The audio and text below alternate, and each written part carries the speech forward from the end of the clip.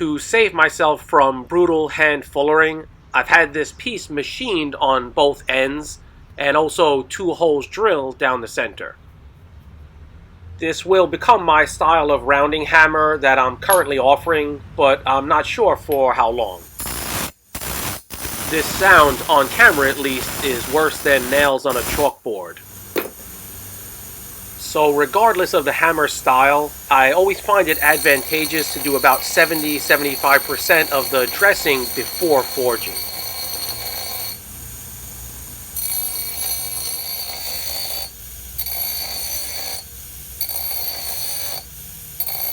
If you have to put a lot of radius on a face, I recommend this very simple technique. It really helps me to remove a lot of material in a quick manner, even on this small grinder.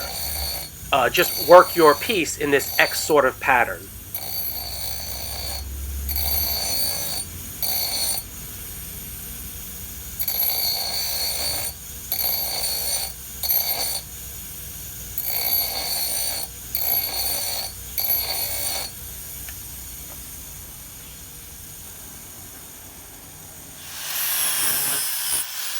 By the way, this is 1050 medium carbon steel, and the final weight of this hammer will be close to 2 pounds.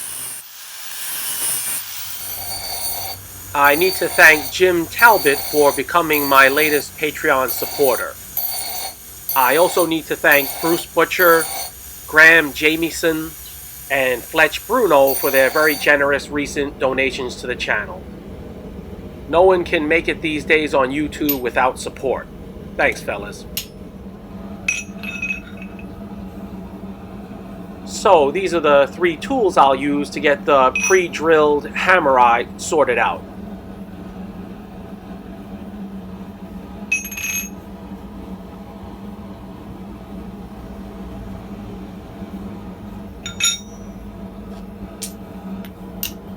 You'll remember these top and bottom punches for my guillotine tool from a few videos back.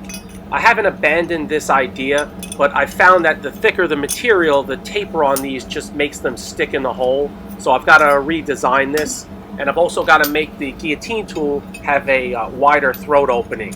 So this is kind of not a prototype, but just me fooling around a bit. It's not right still, but I'm working on it. Punching from both sides at once definitely has an advantage. Just need to get it sorted out.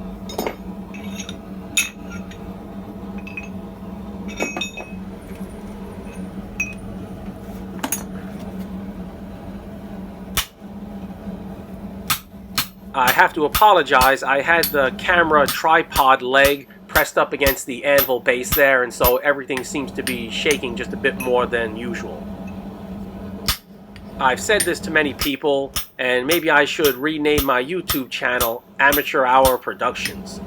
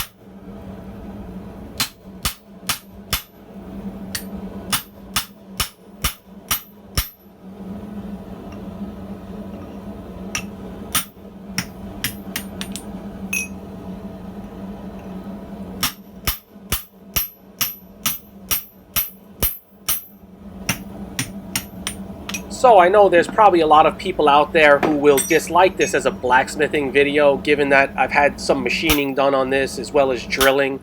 But, you know, for those who don't have a big workspace, don't have power hammers and hydraulic presses, you know, there are other options out there. And I take a very purist approach with my tongs. I mean, I'm GS tongs, and that's the one thing I really focus on. And for me, the rest is fair game.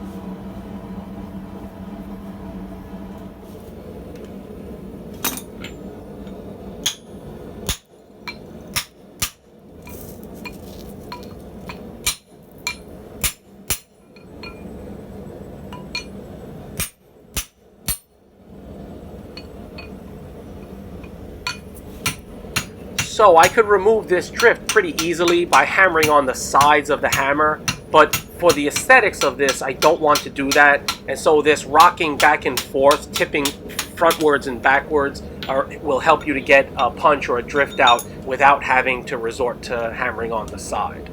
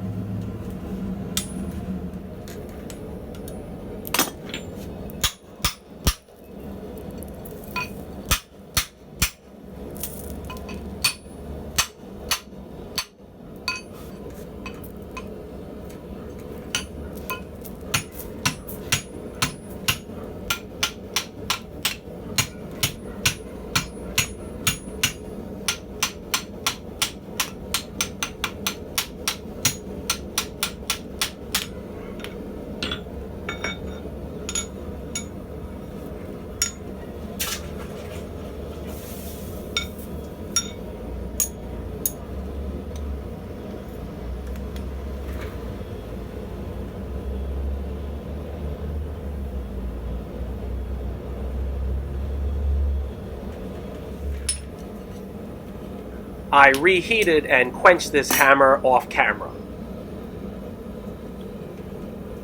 It's ready to be dressed and handled, and I'll also do that off camera.